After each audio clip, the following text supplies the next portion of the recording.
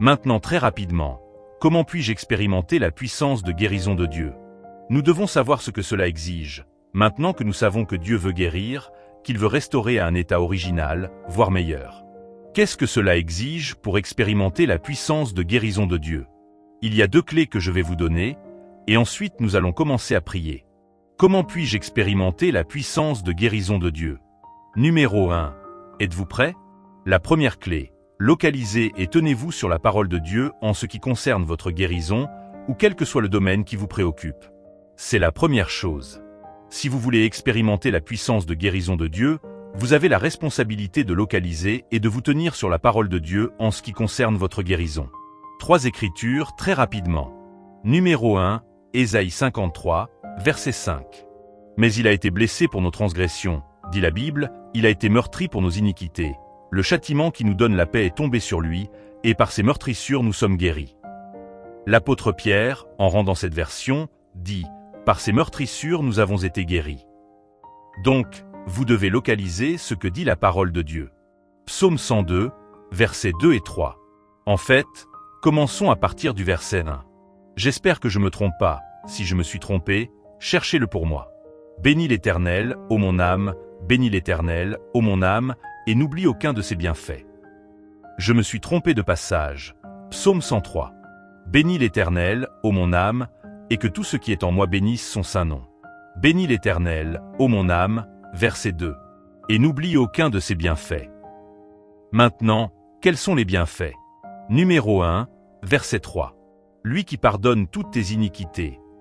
Voyez-vous le protocole maintenant? Il commence par le pardon. Et qui guérit toutes tes maladies. En fait, lisons aussi le verset 4.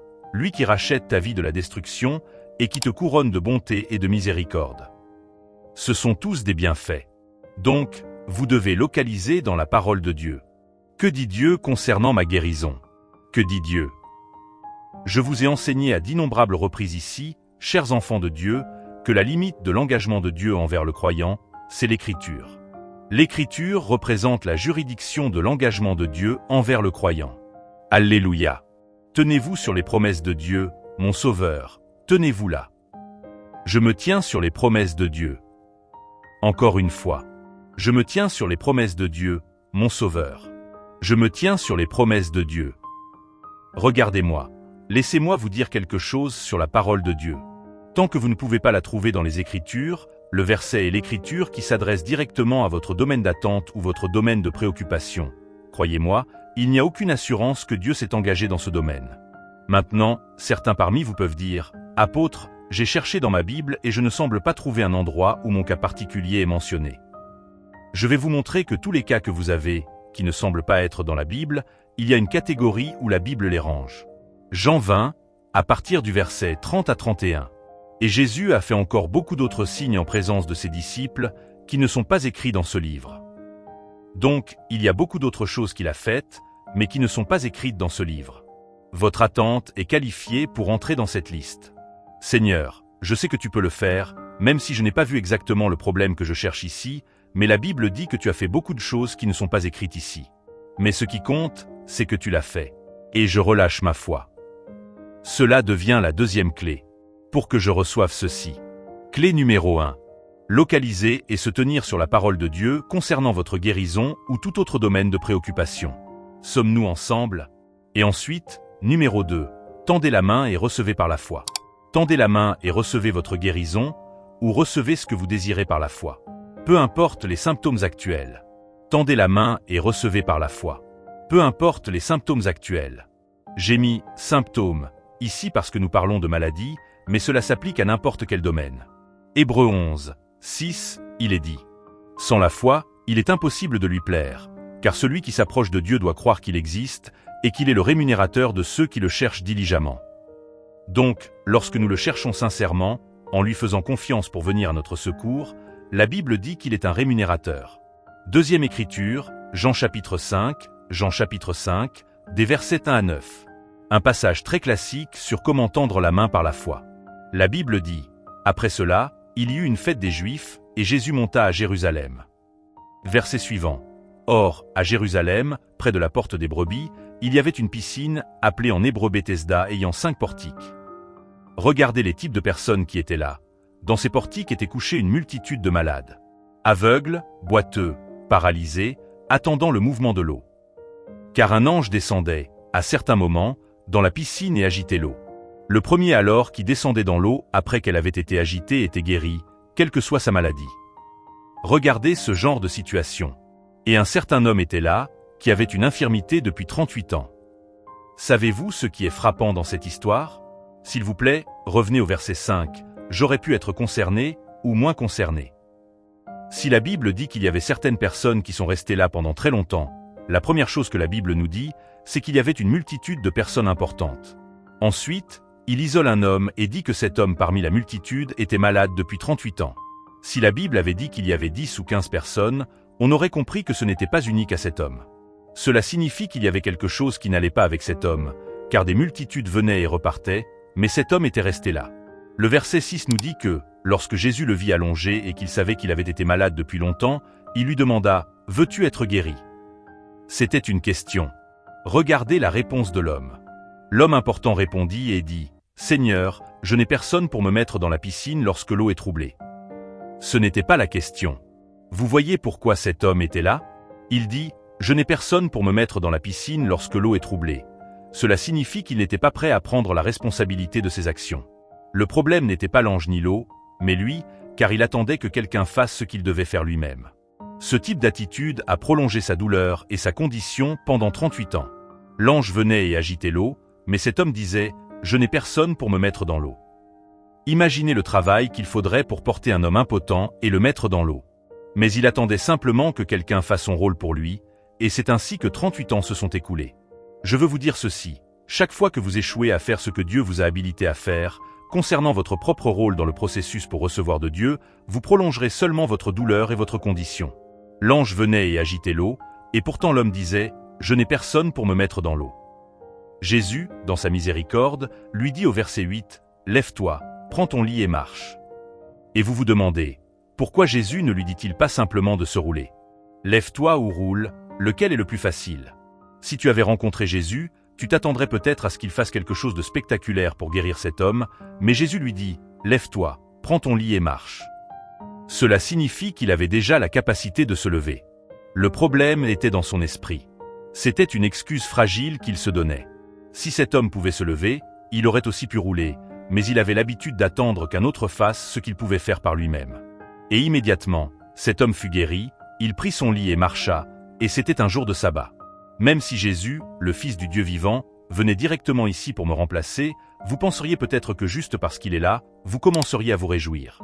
Mais je vous assure, il y a des gens qui repartiront sans rien recevoir, au point où vous vous demanderez peut-être si c'était bien Jésus ou non. Parce que sa venue ne supprime pas le besoin de foi. Cela prend toujours la foi en la parole de Dieu pour recevoir. Vous devez croire que Dieu est venu pour vous et ensuite agir en conséquence par la foi. Romains 4, 18 à 19, la Bible parle d'Abraham en disant « Qui, contre toute espérance, a cru avec espérance ». Contre toute espérance signifie qu'il y avait des preuves évidentes devant lui qui lui disaient qu'il ne pourrait jamais avoir d'enfant, lui et sa femme Sarah. Mais la Bible dit qu'il espérait contre toute espérance, il croyait que, malgré les symptômes, il deviendrait le père d'une multitude de nations, selon ce qui avait été dit. Et étant sans faiblesse dans la foi, il ne considérait pas son propre corps maintenant mort, ni la stérilité du ventre de Sarah. La Bible dit qu'il ne considérait pas cela. C'est pourquoi je vous dis que vous devez sortir par la foi. Si vous vous concentrez sur les symptômes, vous ne recevrez jamais rien de Dieu. Vous devez apprendre à détourner votre regard. Lorsque Pierre regardait Jésus, il marchait sur l'eau. Mais quand il tourna son regard et regarda la mer en furie, il commença à s'enfoncer. Je vous assure, je vous parle au nom du Dieu du ciel. Dieu est toujours le roi ressuscité et il est toujours dans les affaires de la résurrection. La résurrection signifie vous faire sortir de la tombe. Quelle que soit la tombe, tendez la main par la foi. Tendez la main par la foi. Apôtre, je suis venu ici, je crois que Dieu peut me guérir. Même dans mes finances, rien ne fonctionne. Quand la parole de Dieu dit que Dieu est capable de bénir et d'élever, c'est votre responsabilité de tendre la main par la foi. Comment le faire? Croire que Dieu est capable d'agir et ensuite comprendre quel rôle vous devez jouer pour libérer la puissance de Dieu. Permettez-moi de vous donner une troisième clé. La troisième clé est « Attendez-vous à ce que l'onction réponde à votre foi ». Attendez-vous à ce que l'onction coule en réponse à votre foi.